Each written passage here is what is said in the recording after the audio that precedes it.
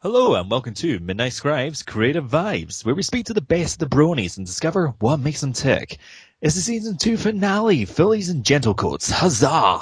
Bring out the trumpets, the marching band, and the little drummer boy! No, don't actually, it's 2 a.m. here, you'll wake the neighbours. Yes, my friends, it's 2 a.m. here at the Creative Vibes studio, and we are ready for action and have everything needed for a successful episode. We have Lucozade, we have Jam Donuts, and we have two very special guests, Ben and Jerry. Good thing we have a doctor visiting to help me cope with the inevitable sugar rush. Now our guest today is an MLP analyst, reviewer and voice actor most well known for his long-running analysis videos and his show A Moment with DRWolf, where he discusses important issues with guests in the fandom including Time Dagger, Sketchy the Changeling and Silverquill. It's fantastic to have DRWolf on the show. Doctor, thanks for coming on. How are you doing? Glad to be here, Midnight. I must admit it's been quite a while since I've been doing a podcast. I really should be getting back into them, so thank you very much for the invite. Well, it's great to have you on, and it's not surprising you've been out of the podcasting game for a wee while. I've been through your portfolio. You keep yourself busy. I'm just amazed you happen to fit it all in.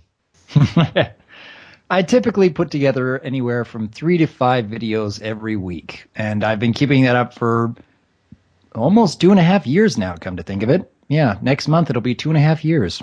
Wow, that's a long time to be going for. We've only been going for a wee while ourselves, just a humble little podcast in Scotland.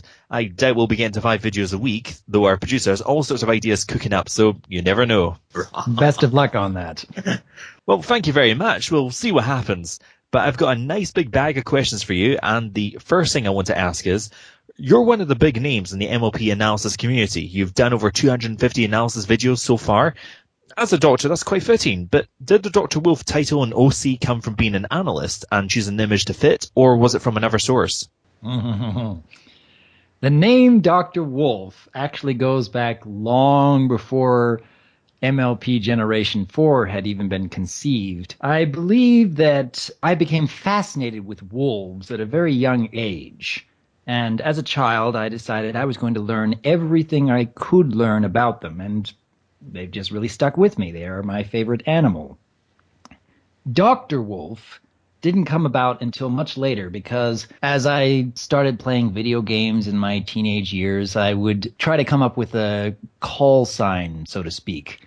And just saying wolf didn't seem like it was enough. So I tried to think what kind of initials I could put in front of it. And it ended up just being DR in front of wolf. And for a long time, I kept telling people it's DRWolf, but everybody who looked at it would just say, what is that, Dr. Wolf? And I'm like, no, it's DRWolf. And that went on for years. Every time I'd play video games, people would say, is that supposed to be Dr. Wolf? And I said, no, it's DRWolf. But eventually it reached a point where I finally decided, you know what, would it be so bad if people just know it as Dr. Wolf? Would it be so terrible? I mean, I'm not going to consider myself a doctor. It's just going to be a name. That's all. Oh, my goodness, how much that changed. Oh, definitely. When you came into the fandom, you definitely took on a very doctorish role, if nothing else. When I started making MLP analysis videos, I already had the name Dr. Wolf, but I really didn't consider myself a doctor. I just wanted to analyze the show like so many others have done before me, and I had a lot to say. The name Dr. Wolf has really come into its own with the series A Moment with Dr. Wolf, because months before that series even began, people were already considering me as a sort of psychologist for the Brony community. Rather unintentionally on my part, it just sort of happened. So that's where Dr. Wolf really comes from, honestly. I find it interesting how you weren't even meant to be a doctor and people just misread it. You seem to have adopted it and taken on this doctor-like leadership role, especially with the A Moment with DRWolf series. I've heard how it had a particularly personal effect on viewers due to the fact that it discusses disabilities, the MLP world, and how the two come together. You've done some interesting topics on depression and fan reaction and a variety of issues from the show and the fandom as well. Have you ever felt pressured by that, considering that so many people watch it and there's a strong positive reaction? Well, I wouldn't be doing any of these videos if I didn't find purpose and enjoyment in doing so. It ended up being a very natural fit for me because I may not be an actual doctor, but I've always been a very good listener. And after having made videos for several months by that point, it became rather apparent that there were a lot of people who enjoyed listening to me. So I am not entirely sure how or why it happened, but it works. It really, really works. It's something that I have enjoyed finding great purpose in, helping others. And I don't know, I end most of my videos with the phrase, "I look forward to hearing from you," because that's genuine. That's what I look forward to. That's what I want to encourage. More discussion, more conversation. Even if I'm presenting ideas, I want to hear what other people are thinking of them, or if they have a different opinion, or how they could improve upon what I've put together. And all the while, it's sort of evolved into people coming to me with their questions about life and what's worth living, and me giving my own take on, through my own experiences, how to live better, how to see things from a new perspective. And all the while, as much as my guests are learning from me, I am in turn learning from them. I don't think I was as effective as Dr. Wolf back then as I have become now, and even months or years down the road, if I'm still keeping this up, I'm sure that I'm going to continue to improve in all those different ways. Without a doubt, you're a fantastic listener, and the series has been incredibly popular because of the fact that you are willing to listen to the various talents that have been guests and the issues they've brought up. But not only are you a good listener, you're also a great speaker, and I've heard that you originally started your channel to practice your VO skills. Why did you want to build up your experience as a voice actor? Well, for many, many years, people have been telling me I should get into radio or TV because I have this voice that people want to hear, and I couldn't really see it. I wasn't sure where exactly people were coming up with all this idea that I should be using my voice in a more professional medium. So throughout high school and throughout college, I didn't really think too much of it.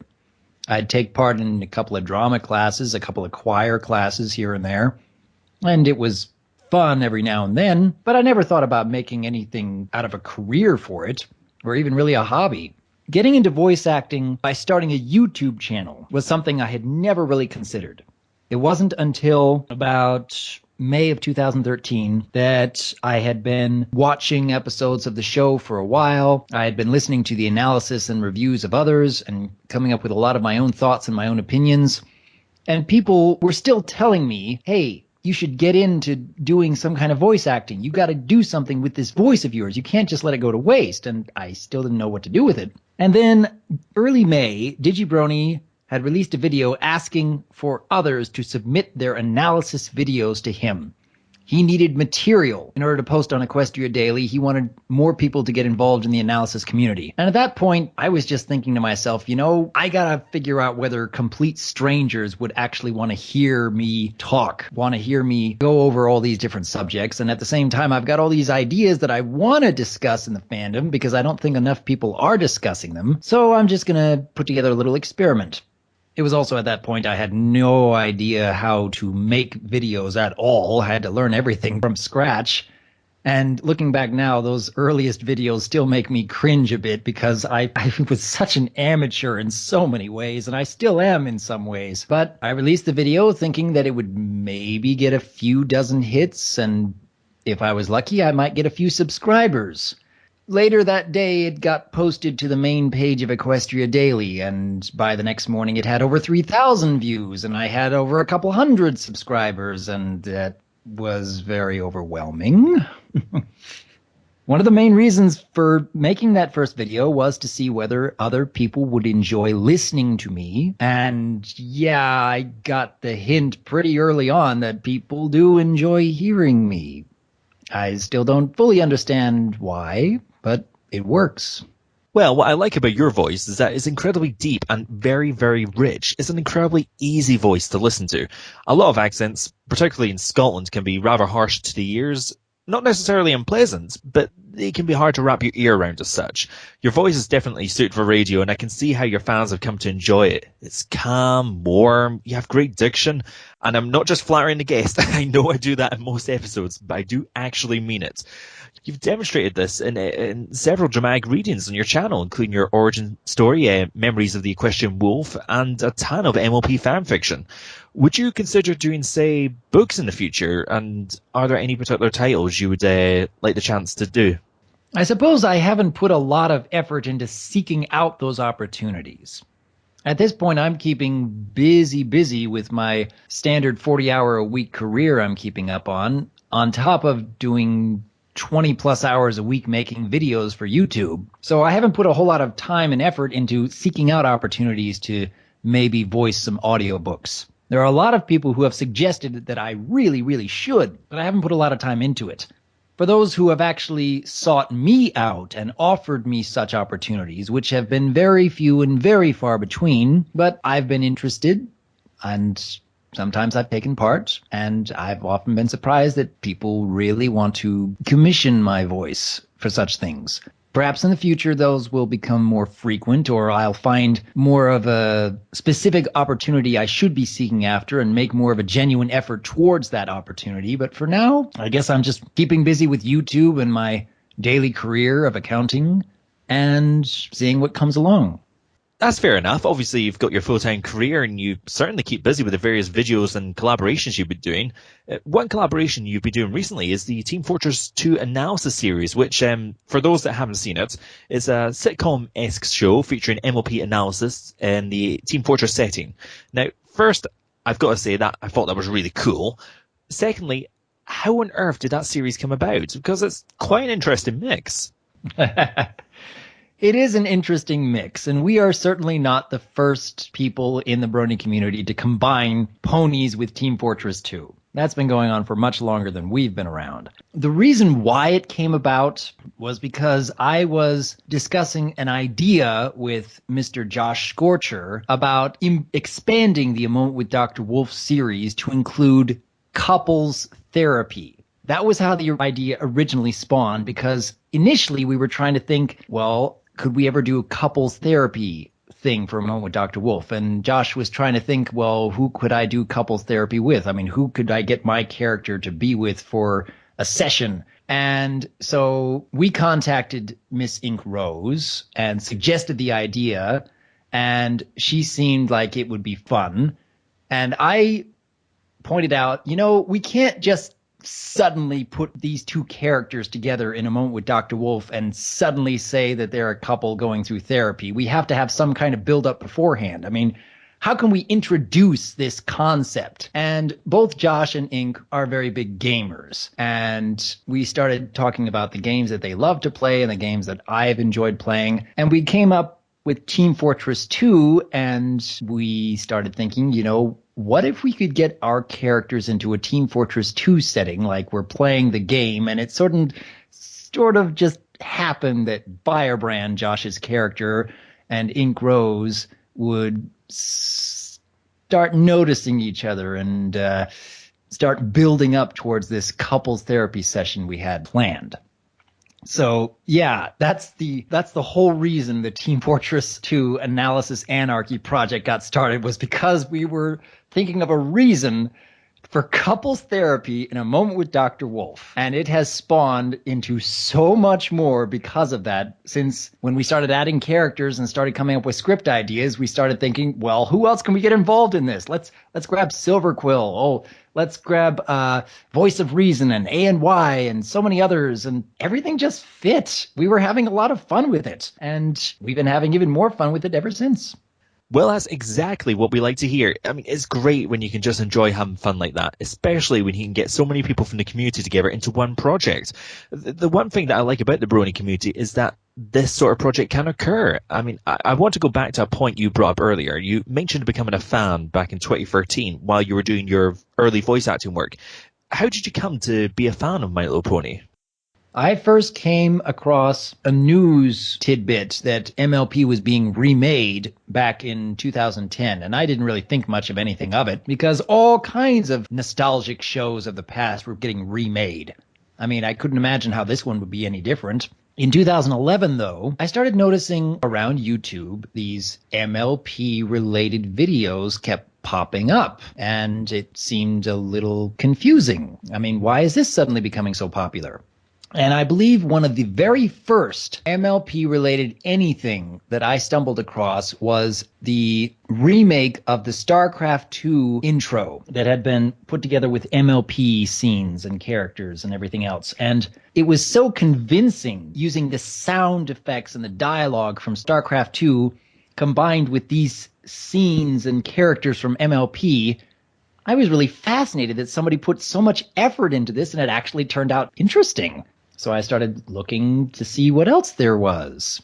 Still confused as to why it was so popular, but very impressed with how much creativity the Bronies were putting into these projects. And that went on for several months. Here and there, I'd find a new little tidbit of video on YouTube, and maybe I'd chuckle, and maybe I'd be fascinated by the amount of creativity they put into it. And around early 2012, I decided, you know what? I am going to figure out for myself what this show is about, what's really drawing people in. And I started watching episodes from the start of season 2, and I was actually impressed. It exceeded my expectations in many ways. There were some things that were a little cringy here and there, but it turned out a lot better than I was expecting. And ever since, I've been watching and exploring more of the community through art and music and writing and everything else. I'm just fascinated by how much creativity this community encourages, along with so much positive thinking and welcoming and understanding atmosphere. It's so different from any other fandom I've come across in my entire life, any other group on the internet I've ever come across.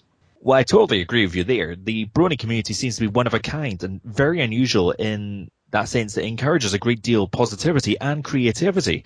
Many other fandoms have this as well, but what's so odd about ours is that it's caught some of an audience it was never intended to get.